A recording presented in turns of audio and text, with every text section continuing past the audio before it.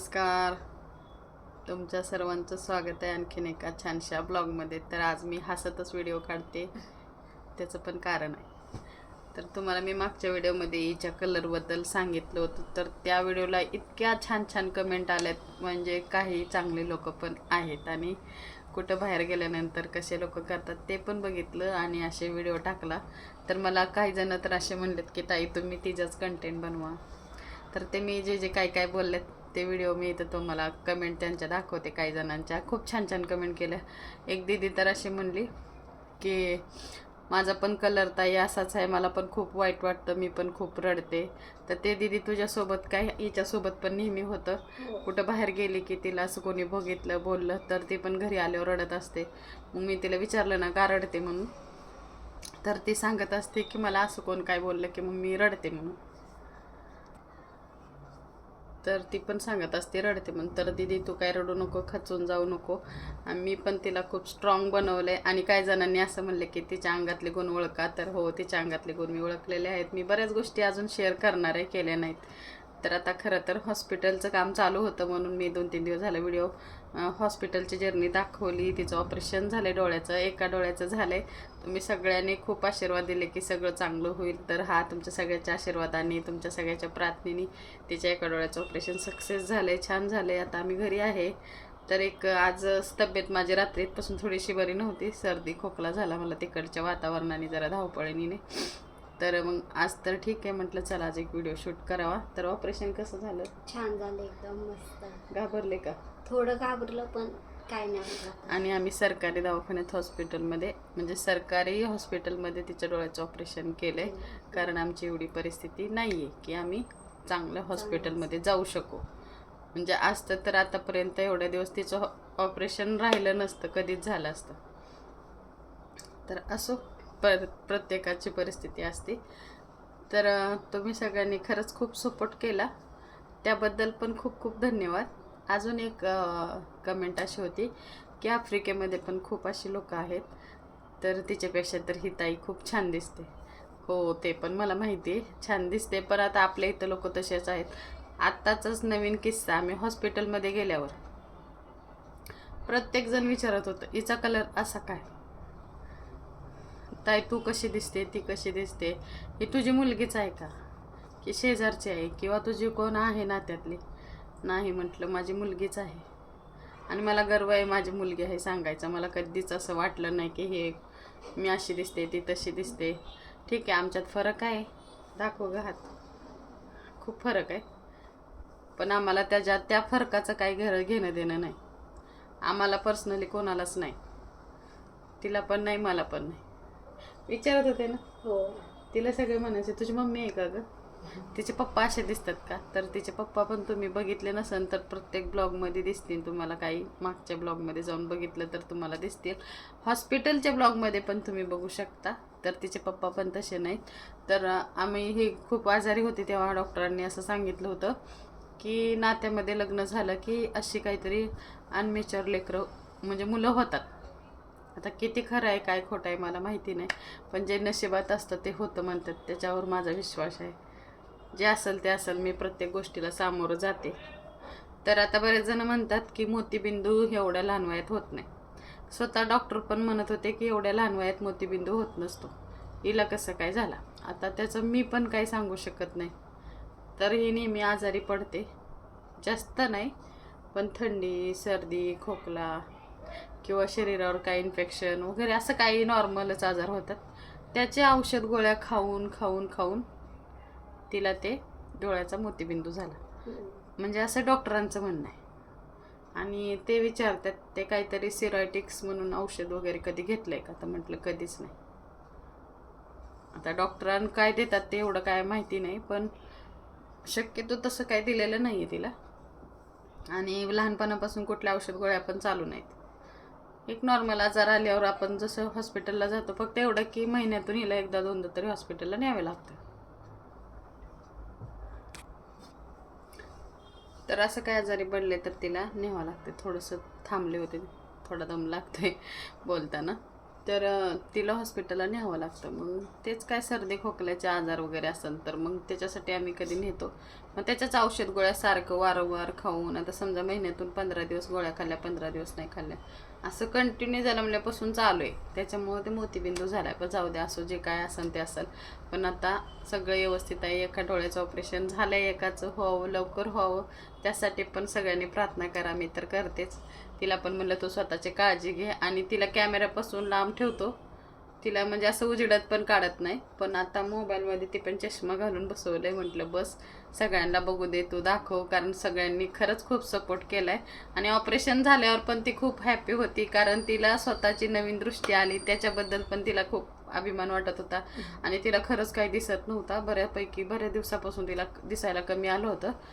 अशा रोडला वगैरे गेली ना तर तिला समोरून येणारी गाडी पण दिसत नव्हती. पण आम्ही तिला कुठंच घराच्या बाहेर पाठवत नव्हतो.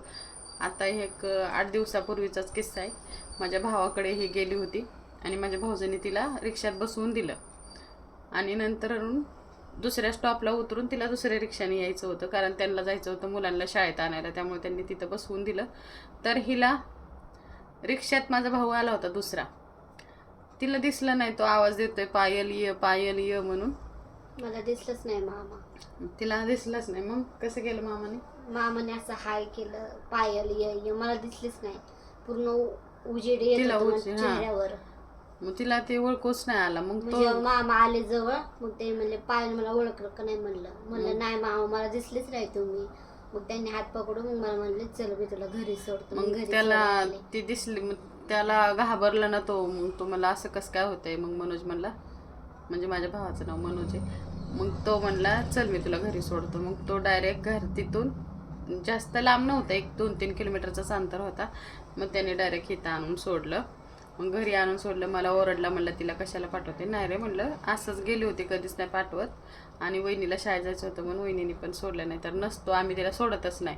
म्हणजे त्या दिवशीपासून समजलं की हिला आणखीनच कमी दिसायला आलं. म्हणजे दिसत आधी माहिती होतं थोडंसं कमी दिसतंय म्हणून, पण आता तिला कमीच दिसत होतं एकदम. आता कसं दिसतंय तुला? आता एकदम भारी दिसते, एकदम क्लिअरिटी दिसते. तिला खुश आहे. मग ते ऑपरेशन झाल्यावर मला म्हणत होती मम्मी दाखव, व्हिडिओ काढ. म्हणजे एवढं घाबरण्यासारखं, म्हणजे ती तर नाही घाबरली, त्यामुळे मी पण नाही घाबरली. मी पण तिला स्ट्रॉंग बनवलंय. मी नेहमी तिला सांगत असते, जे आपल्यावर संकट आलंय त्याला सामोरे जायचं, त्याच्यापासून पळायचं नाही, त्याच्यासमोर आणि जायचं. कधी ना कधी डोळ्याचं ऑपरेशन करायचंच होतं. ते आज झालं आणि मी खूप हॅपी आहे की माझं डोळ्याचं ऑपरेशन झालंय. मला नवीन जीवन दिलं देवाने. हां, आणि तिला अजून आणखीन मला अजून खूप पुढे जायचंय. मला खूप काय काय करायचंय माझ्या जीवनात. मला आणि ती काय अडाणी नाही. तिचं 10वी शिक्षण झालंय आणि तिला पार्लरचा कोर्स पूर्ण झालाय. ती पार्लरला जॉब करत होती. 3 वर्ष मी जॉब केलाय. 3 वर्ष तिने जॉब केला. आता या 6 महिन्यापासून तिला दिसायला कमी आल्यामुळं आम्ही तिला घरी बसवलं. म्हणलं नको. मग ते 6 महिन्यापासून म्हणलं मी आता एक व्हिडिओ टाकलाय, फायनली डोळ्याचं ऑपरेशन झालं. तर त्याच्यासाठी पण खूप स्ट्रगल केला. ऑपरेशन कसं झालं, काय झालं, ते पण मी व्हिडिओ एक दिवशी तुम्हाला नक्कीच सांगेल की त्याच्यासाठी मी किती प्रोसेस केली, किती काय काय केलं. अक्षरशः मी एक दिवशी हॉस्पिटलमधून येऊन घरी रडत बसले होते. म्हटलं कधी होईल आणि कधी नाही. कारण पैसे नसल्या माणूस पैशापुढं काहीच होत नाही. पैसा आहे तर सगळं आहे, नाही तर काहीच नाही. हॉस्पिटलच्या एवढ्या वाऱ्या करून ज्या दिवशी तिला सांगितलं रक्त कमी आहे, तिच्या खरं तर रक्त कमी होतं. रक्त कमी आहे म्हणून तिला हॉस्पिटलला ॲडमिट. एवढी ही होती ना आमच्यासाठी, आम्ही दोघी रडत बसलो होतो दुपारीचं. आणि आम्ही तिला हॉस्पिटलला ॲडमिट केलं. मग नंतर ॲडमिट झाल्यानंतर आम्ही 3-4 दिवस हॉस्पिटलला ठेवलं. 1 महिना प्रोसेस केली. बीटचा ज्यूस वगैरे सगळं केलं. औषध गोळ्या केल्या.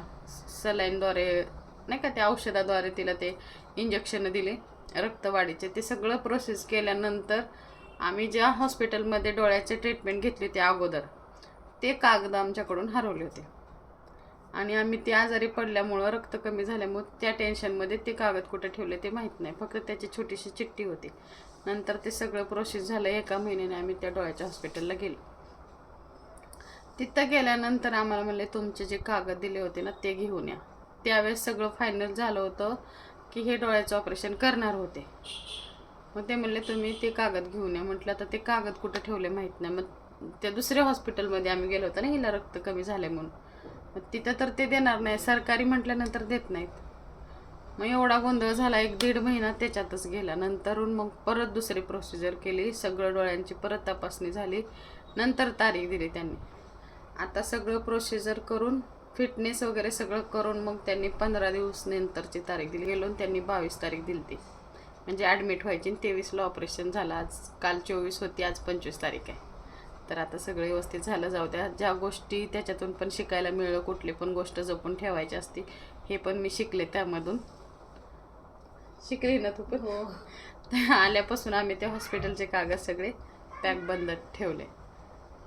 माझं कवच झालं असतं ऑपरेशन, आता हे दुसरं डोळ्याचं झालं असतं. हा, आतापर्यंत दुसऱ्या डोळ्याचं ऑपरेशन झालं असतं.